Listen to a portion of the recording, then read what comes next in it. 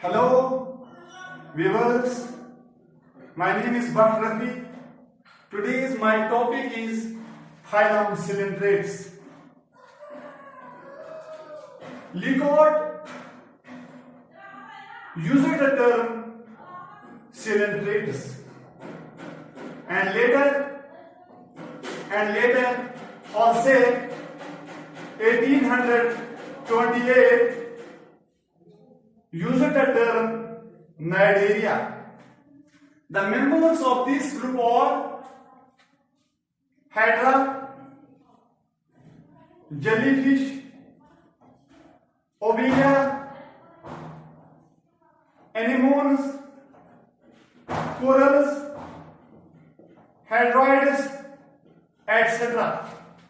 They are also called the sac-like animals, coelentrates, Nnidaria. There are about 10,000 species of living Nnidarians because the fossil record goes back to some 600 years ago. 600 years ago. If you go for the general characters of coelentrates or Nnidarians, the first is the habitat. They are aquatic, mostly marine. They are the aquatic, mostly marine, except few fresh forms like hydroids. Second is the level of organization. They have tissue level of organization. Or we say the multicellular animals with tissue grade of organization. If you go for symmetry, they show radial symmetry. Radial symmetry means if the body is divided in two parts, we get the equal similar parts. This is the radial symmetry. And that is the respiration. How they respire. Respiration occurs by diffusion of gases. Through the body surface, which occurs direct contact with water. If you go for excretion means the waste product or removed from the body is called the excretion. Excretion also occurs by diffusion through the body surfaces. Excretion matter is the ammonia. They excrete the ammonia, so the excreted matter is the ammonia. If you go to another point, reproduction, how they reproduce by their own kind. Reproduction, sexes may be separate or united. Some species are hermaphrodite. Hermaphrodite means that which have both sexes are present in the same individual. And sexes may be separate or united, hermaphrodite. Some species may be hermaphrodite. Fertilization may be internal or external. Reproduction is both by asexual budding and sexual method. Power of generation is also developed in these organisms. If you go for coelentrate, another point, coelentrates are the first phylum. They are the first phylum in which organism contain nerves. Network of nerves acting as the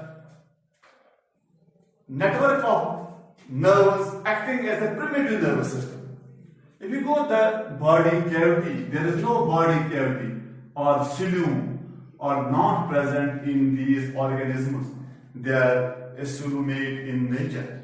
If you go to another point, Nnidarians have central vascular cavity, coelentron with a mouth which also acts as anus, which acts as anus.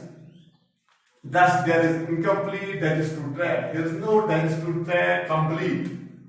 There is no digestive tract. They have the central vascular with a single opening mouth,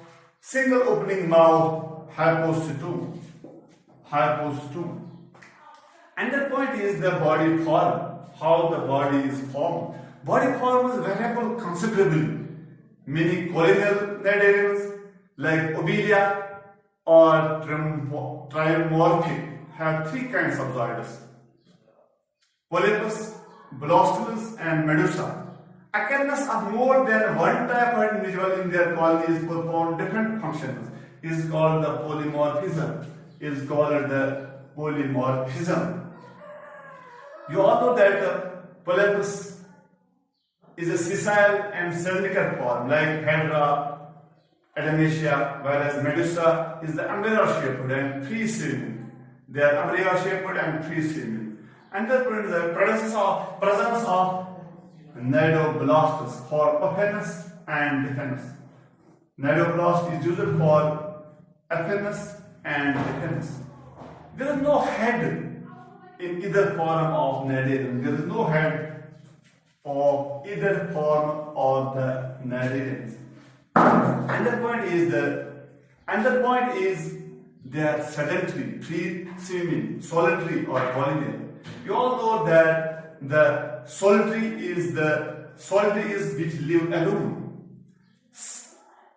and colonial is the living in flocks, colonies, stations, and this sedentary means which are fixed in a one place. Solitary are also called gregarious, colonial or non-gregarious. So another point is body is composed of calcium carbonate. Body is composed of calcium carbonate. Appendage, there is no locomotory appendages in Nidarians. The oral often bears slender flexible process, the tentacles in both the forms. Digestion is intracellular and extracellular. And what tubular form is a single continuous cavity called cilitum, and they exhibit blind sac body plan. If you go for development, cleavage is holoblastic, direct and indirect development are found. If you go for life history of these organisms, they are the carnivores. Carnivores means which take the flesh, which take meats only, and did not chase the prey, but wait to trap them. Some are fixed and others are floating. The bottom of the warm shallow seas teems with corals and sea animals of the variety of shapes and color. Some Nidarians grow on the other side other animals, and few permit other animals to live in or near them as commensals.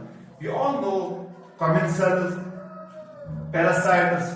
They are commensals, parasites, symbiosis or mutualism. Parasites means which the organism is depend other organism for their food. Symbiosis means that which have the mutual benefit of the two organisms, which food relationship in which both get benefited, or when two organisms live together in such a way by them get benefited by each other. The relationship is called symbiosis or mutualism. Symbiosis, or example is the red rhizobium bacteria, which lives the root nodules of the leguminous plants. They have a property of fixing atmospheric nitrogen and convert it into nitrates with a good fertilizer. If you go for commensals is the food relationship in which one organism derives food from the other or other benefits from another organism without hurting or helping it. So these are the general characters of coelentrates or we call them the Nidarians, sac-like animals. We have come now. Another lecture is the classification of cylindrids and structure of the cylindrids. So, dear students, you have grasped it. Thank you all.